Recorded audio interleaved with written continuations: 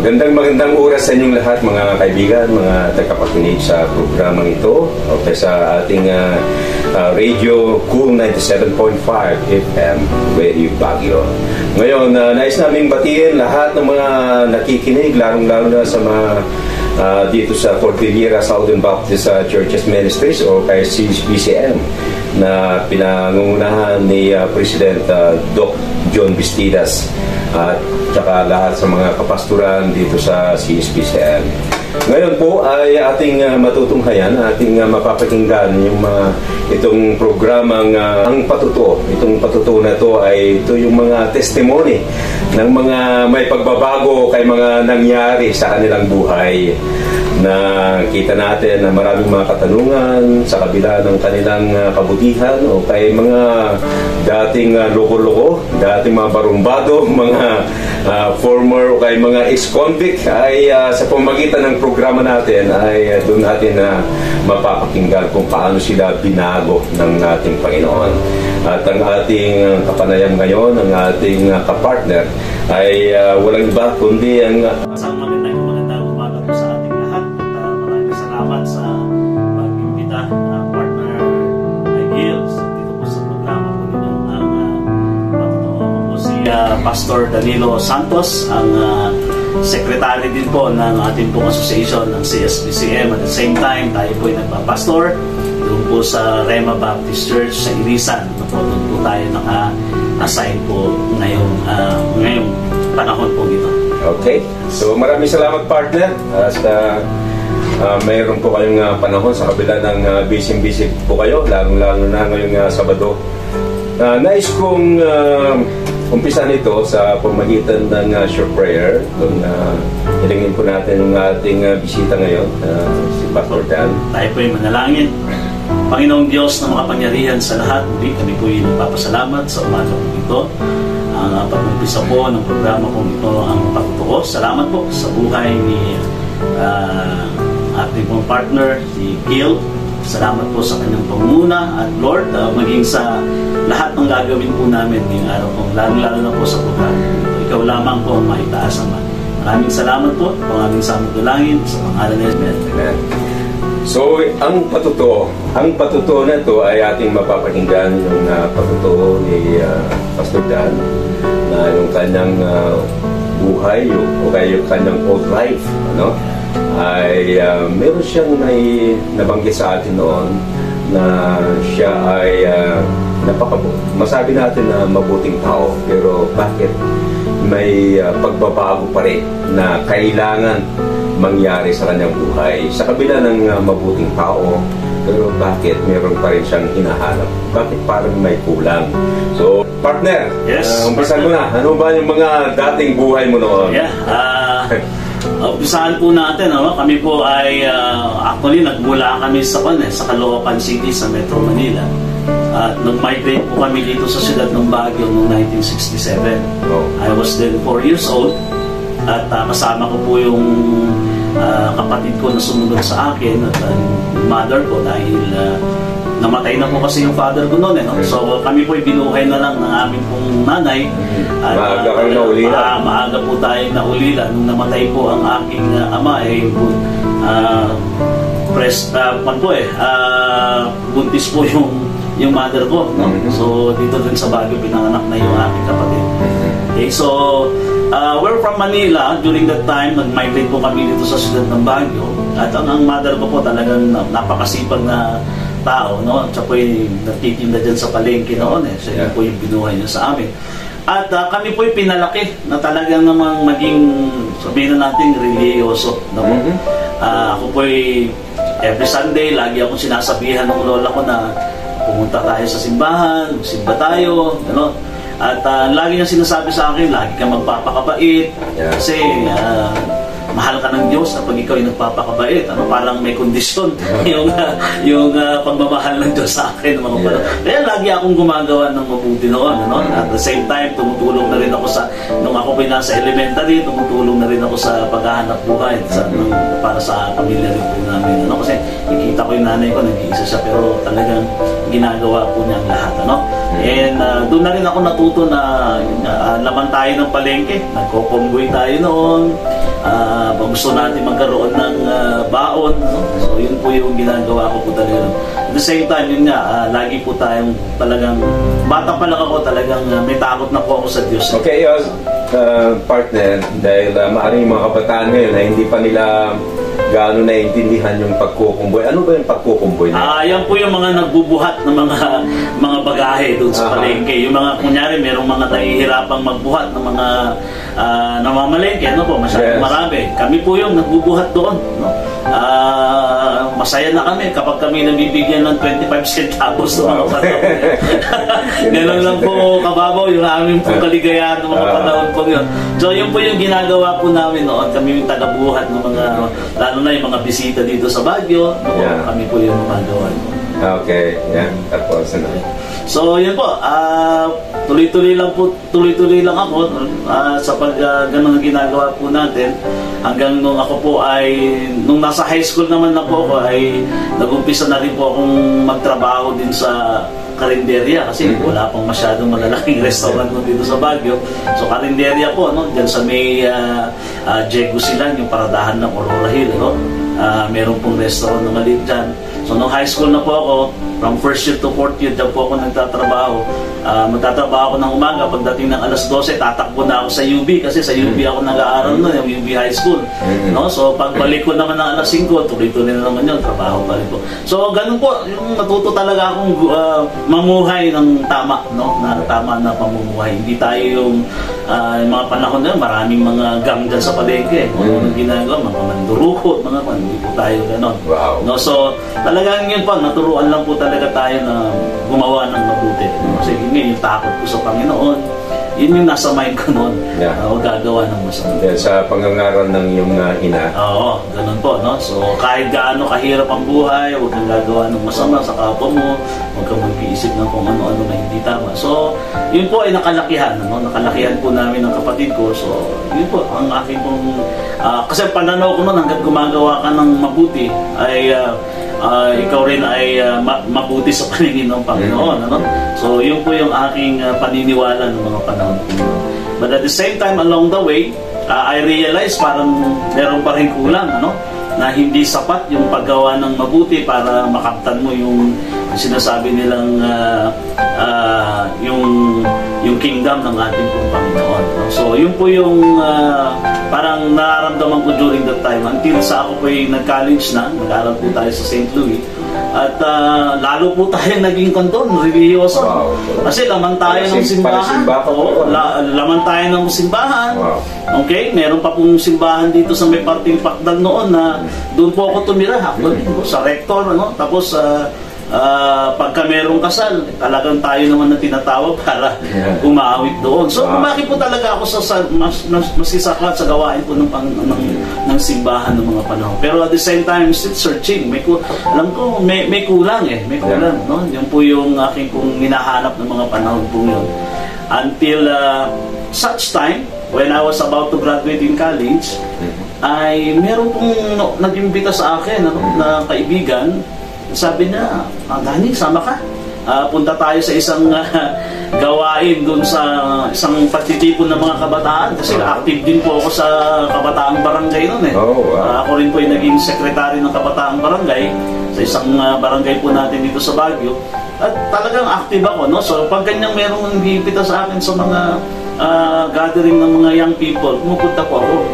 So, pumunta po ako doon. Hindi ko alam kung anong gagawin doon. Ano? Until, nung time na po na yun, merong isang manggagawa ng Panginoon po. No? Hindi ko pa alam. Actually, hindi pa ako pamilyar sa salitang pastor noon. No?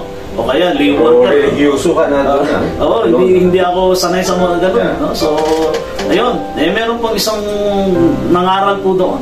Okay. At ako po yung nakinig. Kasi palabasan rin tayo ng Biblia ng mga panahon. Pero hindi ko nga maunawaan. During that time, meron pong isa doon na nagsalita. No? So, hindi, sabi na sa po doon hindi sa mga gawaan ninyo na kayo'y maliligtas. Wow. Okay, so bago tayo magpatuloy dyan, partner, no? Nais ko lang i-highlight yung kanyang dating buhay. Si ang ating kapartner, si Danny Dos Santos ay mabuting tao. Siya yung hinahangaan. especially ng mga magulang na siguro ikaw yung laging halimbawa, no?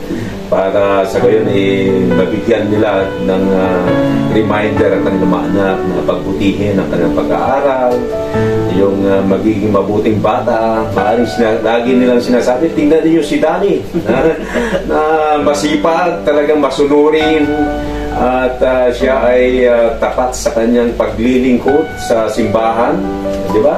Na katulad nga sabi mo na palasimba ka tapos ikaw ay active sa simbahan.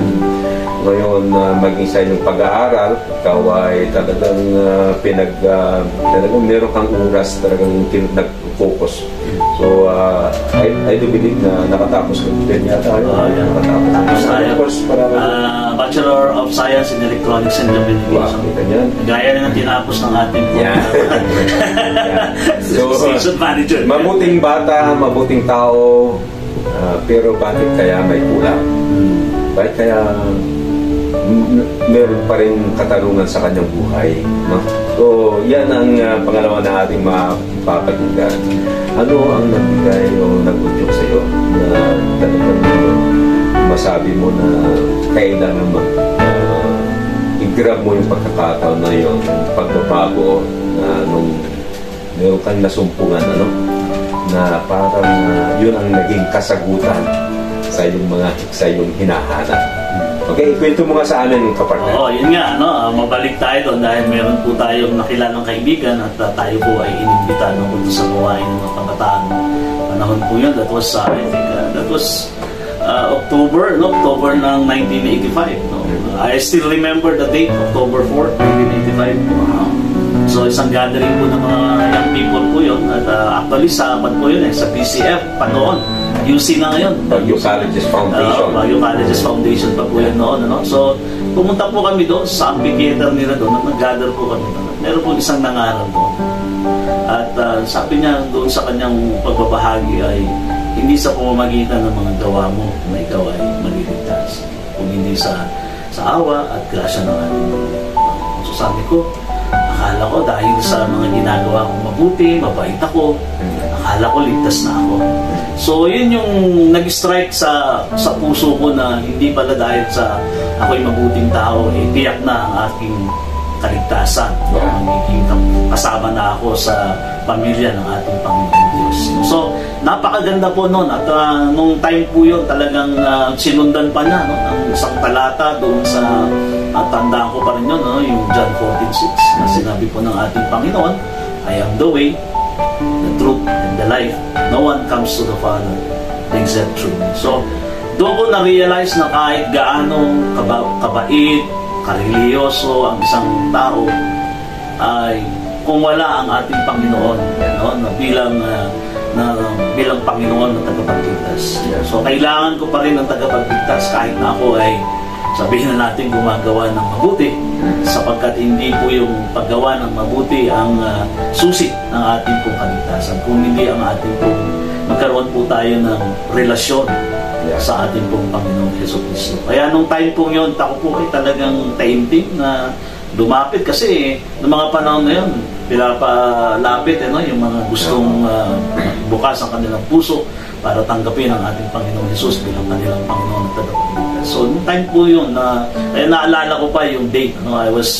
During the time, I really opened my heart to the Lord and I received Jesus as my Lord and Savior. Since then, patuloy po tayo. Although along the way, meron pa rin siyempre, yun nga sabi nila, mas malapit ka sa Diyos, lalo ka namang hinahabol na yun ng Diablo. So may mga pagsubok din po na nararanasan. So yan yung araw na masabi natin na turning point. Yeah, yun. Yung that was October 4, 1985. Malala mo, partner, kung sino yung ginamit ng Panginoon para may hayag ang kanyang salita during that time. Yeah, they are grew from the Campus Crusade for Christ during that time, and I remember, actually, kaibigan po natin, siya po ay si Pastor Joe Bildan. Oh. Siya po yung matasabi kong spiritual father ko. Kaya nga po nung nag-birthday ako talaga hindi ko po siya nakalimutan. Wow, praise the Lord, I-invite ko yan, Pastor Joe Gildan. Oo, siya po talaga yung nangaral ng mga salita. Yung anak mo sa spiritual, sa pananampalataya. Yeah, Pastor Joe, maraming salamat po sa iyo. Ikaw ang ginamit ng Panginoon na tayo po ay nakasumpong sa katotohanan. Yes. So, maraming salamat kapartner. At bago natin pagpatuloy, nais kong pasalamatan muli. Pasalamatan itong mga sponsors natin, itong GMS Technology. Ito po ay TESDA Accredited School. Dito po sa Bonifacio Street, Adibay Building. Sila po ay nag-offer ng technical drafting. Meron po tayong mga scholarship doon. Ito po ay under ng TESDA. At meron din tayong mga short courses katulad ng AutoCAD, STAAD, Primavera, SketchUp, Photoshop, MS Project, programming, and many more. Kaya po yung mga gusto na mag-aral, especially mga gusto mag-abroad, na magkaroon kayo ng skill na pwede ninyong magamit doon. O kaya sa personal, maging dito sa local, ito po ay kagamit-gamit. Mangyari lamang na pumunta o kaya mamasyal doon in person o kaya kontakin itong number na to, 0919-5525-908. 0919-5525-908. Okay, partner. Yes. Ako po excited sa naging buhay mo. Of course, sabi nga na may pagbabago na nangyayari kaya nagaganap sa iyong buhay. Sa kabila na ikaw ay mabuting tao. Kaya pag napapakinggan ko to na mabuting tao pero kailang magbago. Ano ba yun? Ano yung partner? Ano ba yung mapagbabago? Kailangan ba rin magbago? No? At during that time, actually, kasi tayo rin ay kahit paano may mga kaibigan din tayo, may mga yung pakikisama natin sa kanila. No? Siyempre, during that time, bilang isang kabataan, tayo rin ay may kahit paano na napapasubo rin tayo sa inuman. No? But since nung ako po ay, yun nga, binuksan ko ng puso ko sa Panginoon, hindi na po ako nakikisama sa mga gano'n. At ako po talaga, pag dumadaan ako dun sa lugar na yun, nag-iinuman sila dun. So, kinakantsawan ako dahil magmula po nung tinanggap ko ang ating Panginoon, talagang nadadala na ako ng Bible. Wow! Hindi po sanay yung mga kaibigan ko nang dadala ako. Maraming kantsaw sa iyo. Kinakantsawan ako. No? So, tawag ka agad sa akin, pare o ano. No? So, sabi ko, hindi na ako nakikikondyan sa mga ganyan. Sabi ko, bago na ako. So, dahil din sa excited ako during that time, yung mga kaibigan ko, pinahaginan ko rin ang salita ng Diyos. No? So, sabi ko, kahit isa lang dito ang makakilala at tumanggap sa ating Panginoon. Okay na eh. Yeah. So, talaga nag-share ako, hindi. Itabi nyo muna yung mabuti nyo, pakinggan nyo itong naranasan ko. Nais ko rin ibahagi sa inyo ito. No? So, nakinig sila. No? Siyempre, mga kaibigan, nakinig po sila. Pero along that, mga kaibigan po natin yun, tuwa ako kasi meron isa. Yung kaibigan natin yun, barkada natin na yun, nung talagang tinanggap po niya ang ating Panginoon, talagang naging active na rin po siya, no? Naghanap siya ng, sabi ko, pumunta ka sa isang church na pwede kang maging kabahagi ng pamilya ro. So, yun po, yung kaibigan natin yun, actually, tagal na yun, pero tutuwa ako kasi kahit nasa Amerika na po siya ngayon, papastol na po siya. By the way, partner, ano yung nakita mo na kaibahan ng pagiging mabuti mong tao noon? Pagiging religyoso, kumpara nung sabi mo nga na naisuko mo sa Panginoon ng iyong buhay. Ano yung parang nakita mo na kaibahan kaya? Yung kaibahan kasi noon parang you just go and maglingkod ka lang. Pero ngayon, nung naramdaman ko yung talagang kagalakan, yung hindi ka nagsasawa, yung hindi ka naghahanap ng kapalit. Yun yung doon Tsaka yung bang talagang nauuhaw ka palagi na mapag-aralan ng salita ng Diyos. at maunawaan mo at maibahagi mo pa rin sa ibang tao. Hindi mo sinasarili kasi noong mga panahon na religyoso tayo, yung sarili lang natin, iniisip natin ligtas na ako, okay na ako, parang ganun, mabuting tao ako. Wala.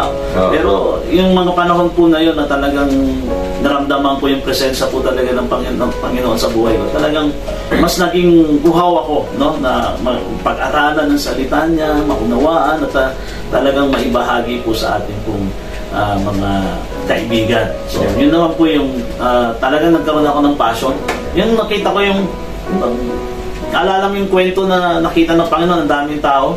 Pero yun nga, sabi niya, maraming hinug na pero kulang ang manggagawa. So parang naramdaman ko, kailangan ko maging manggagawa para maabot itong mga tao nito. So yun po. So makita natin yung kaibahan na sabi nga na religyoso noon, pero parang meron pa rin hinahanap. Maring yan ay yung kapayapaan, yung tunay na kapayapaan, tunay na kagalakan, na na-enjoy mo talaga yung ginagawa. Noon, just to please other people.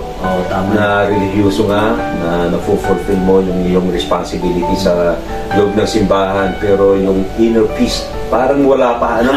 Parang wala pa yung tunay na nakakapagbigay sa'yo ng kagalakan, no? Pero nung nasumpungan mo ang Panginoon ay doon nagkaroon ng meaning ng iyong paglilingkod. Wow, napakabuti ng Panginoon. Actually, naging mas madali, naging forgiving ako Kasi nung mga panahon din yun, dahil yung mother ko, hindi nga ako kayang pag-aralin. Gustong pag-aralin yung aking kapatid na mas bata sa akin. So, parang sumama ang loob ko sa kanya. No? Pero nung yung time na yun, lahat ng mga may galit ako sa kanila, ay talagang hiningi ko ng kapatawaran. Wow, buti ng Panginoon. Kaya mga kaibigan, mga tagapakinig sa programang ito, maaaring nakakapag-relate ka sa kanyang patotoo. Maaaring ikaw ay religyoso nga, pero parang meron pa rin hinahanap. Parang hindi pa sapat ang pagiging religyoso mo kaya religyosa. At maaaring yung tunay na kapayapaan, yung kagalakan sa iyong paglilingkod ay parang kulang pa, no? Kaya napakinggan natin ng ating kapartner na nung kanyang ibinigay sa Panginoon, nung kanyang nasumpungan, na kanyang naisuko ang kanyang buhay sa Panginoon, ay doon niya talaga nagkaroon ng kahulugan ang kanyang buhay. Kasi ano ba talaga yung purpose ng buhay natin, di ba? Okay, kapartner, ngayon na sabi mo nga na ikaw ay nagpapastor, ano ba yung nag-unchok sa'yo? Ano ba yung parang nangusap sa'yo? Bakit gusto mo na parang you go yung higher? Na ikaw nga ay mabuting tao, ikaw ay nagsiserve na, nakilala mo ang Panginoon at tinanggap mo siya bilang Panginoon at tagapagligtas. Pero bakit ka nag-decide na maging pastor in full time? No? Actually, hindi naman ako nag-decide talaga. Okay, Hindi ako nag-decide. I remember nung ako po isang kabataan, ako po active na po noon sa isang Baptist church po dito sa Baguio. Sinabihan ako ng pastor, sabi niya, alam mo, Danny, meron kang calling. Ako po talaga, pangarap po talaga maging successful ako dun sa career ko bilang isang engineer, ano po. Talaga nakafocus lang po ako doon. There are times na hindi na rin po ako nakakapunta sa church noong mga panahon. Talagang nagtrataro. Anyway, nagbibigay naman ako ng tithes. Parang gano'n lang. No? So, yun po. No? Until one time, nagsara. Actually, nagsara yung company. Nagsara yung company na akin pong pinapasukan, pinagtatrabahuan. At nag-i-enjoy na kasi ako dun sa trabaho yun talaga noon. No? Bukod sa malaki yung sweldo, no? So maganda yung company. Pero nagsara po sila. Hindi dahil napan yung company o na-bankrupt, pero dahil na rin sa utos ng gobyerno, no? So yun po, marami po kami mga trabahador na nawalan ng trabaho. At kahit ganun, sabi ko, alam mo, pag-graduate ka ng isang prestigious school, parang feeling mo dali kang makuha sa isang school sa isang company, no? Pero during that time, kahit ano po yung ina-applyan ko, hindi ako makuha-kuha. Actually, yung bayaw ko assistant manager ng Siemens during that time, pero wala rin no? Until such time, tayo po ay kinausap ng Panginoon.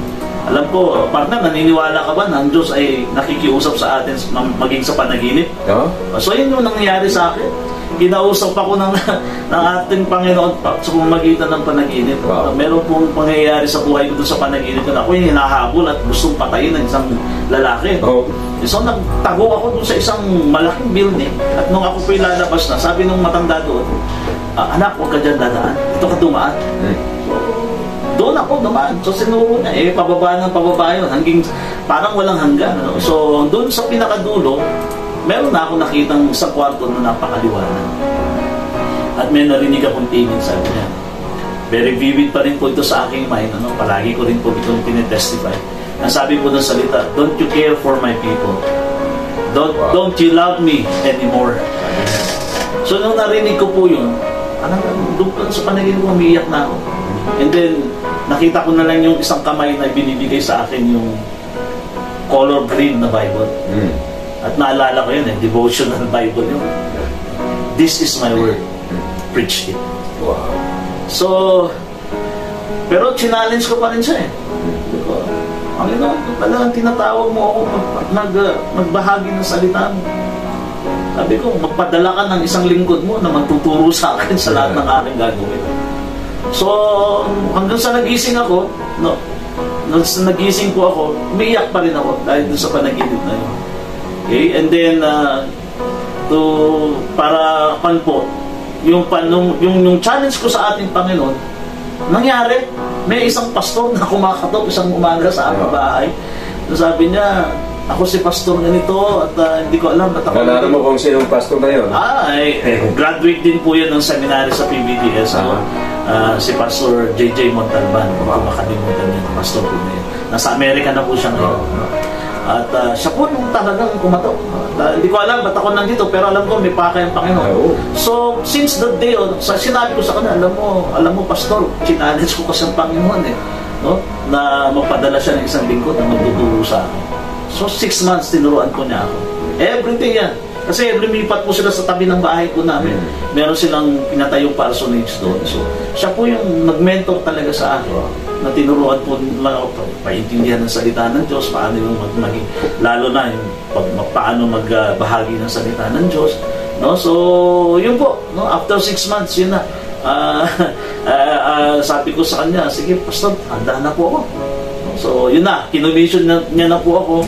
Kaya yung unang ministry ko talaga, bundok po talaga. Pero papasalamat ako sa Panginoon. Masaya ako na nagbibigay. Kami po ng misis ko, maliliit pa yung mga bata. Saan bundok yan na... dito po sa may Wangan, sa may Sagyatan. Kasi hindi pa yan sementado ng mga panahon na yun. Rough road dyan, walang jeep na papasok dyan. So, kinakailangan po namin maglakad ng 2 oras bago kami makarating doon sa aming pupunta sa simbahan. So, ganun po. Pero ini-enjoy ko yun. Ang lagi kong pinagpala ang mga paa, no? Nababahagi ng salita ng Diyos. So, yun po. Yun po yung lagi kong nakukunan.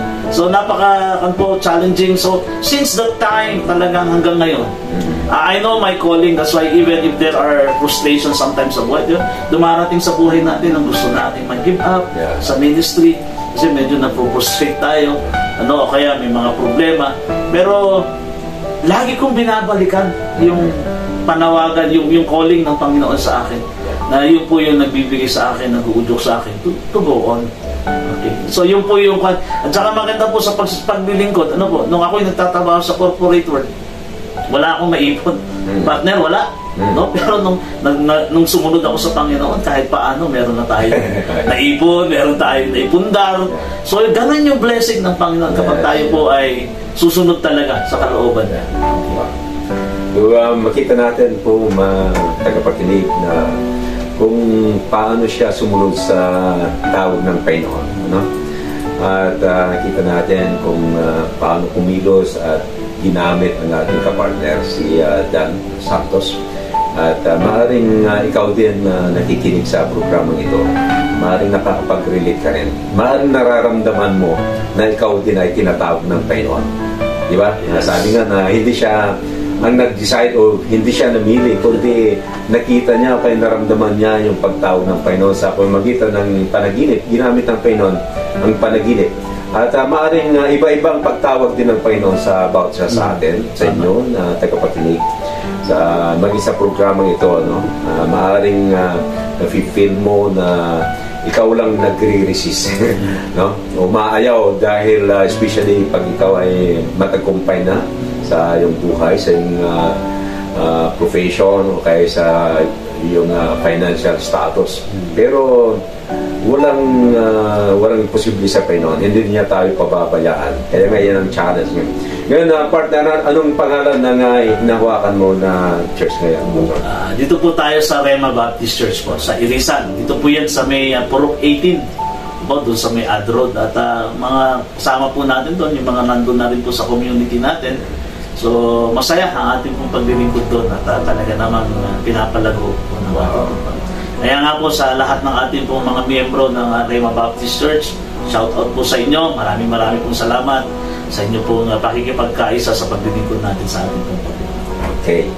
So, ang pagkaalam ko, kayo yata ang nag-pioneer sa church na. Yes, tayo po yung nag-pioneer kasi church planting nga ang ministry natin, ano? Iba't ibang lugar na rin po tayo nakapag-plant ng church, ano? Pero mukhang sa palagay ko, dahil tayo po hindi naman na bumabata, baka sakaling yun na yung pero may mga dinidisciple po tayo talaga na magpatuloy na maggumawa ng church planting, ano? So po yung ginagawa po natin. Yes, malapit din yung church doon, yung San Carlos Baptist Church na pinamumunahan ni Santos Carias. Siya si Danilo Santos, yung isa naman na Pastor Santos Carias. Yan. At shout out din sa Household of Faith, Pastor Rubio. Yes. Kumusta kayong lahat dyan? Nagkaroon sila ng revival meeting kagabi. At praise God sa pangunguna ni Canaan Sugano. Siya yung aking beloved daughter. Yes. At meron po tayong announcement dito. Yes. Yung invitation galing sa CSBCM para sa 59th anniversary. Yeah. Pastor, bilang secretary po ng association natin ng CSBCM, nais ko lang pong panawagan na sa July 13, ano po? Yan po ay Sabado, ang ating pong 59th 59th anniversary ng CSBCM ay gaganapin po sa PBDS Gymnasium, ano po? At kita-kita po tayo doon from 8 in the morning hanggang 3 in the afternoon, ano? So naipaskin na rin po natin doon yung mga food assignment ng mga churches. By the way, maraming salamat po sa lahat po ng mga CSBCM member churches, ano? Sa inyo pong pakikipagkaisa, pagtulong para po maging maayos po ang ating pong gaganapin na anniversary po sa July 13. Yeah. Meron po tayong programa dito sa CSBCM. Ito po yung CSBCM mission to reach out yung the whole Cordillera. Yes. Ang ating target po or ang ating goal ay makapagsuporta ng 5 church planters kasi nga napakalawak itong ating mission point, ano? Kaya we are challenging every Christian and every listener sa programang ito na kung gusto niyo na mag-invest para sa mission na to ay mangyari lamang na connect us para sa gayon ay nabigyan namin kayo ng pagkakataon para sa gayon ay ma-involve kayo, ano? Maaring in terms of prayer o kaya sa financial o kaya sa physical. Maaring kung gusto ninyo na maisugo doon sa iba-ibang dapo dito sa Cordillera, sa Mountain Province, sa Abra, sa Kalinga o kaya sa Ifugao, maging dito sa Benguet, ano? At ang isa rin nating goal ay makapagsuporta ng mga Bible School students o seminary students. Kaya napakalawak po yung ating scope dito sa CSBCM mission. Isa pa, partner, nais kong imbitahin din yung in advance itong gaganapin na variety show sa August 10, 2024. Dito rin sa PBTS, ito po ay variety show. Meron po tayong mapapanood na skit, kay stage drama, may mga singers, may mga vocalists, at meron din tayong mga comedians, mga clown, mga choir, mga dancers. Kaya marami. Kaya nga ina-advance ko itong invitasyon para sa gayon ay pwede kayong magpa-reserve.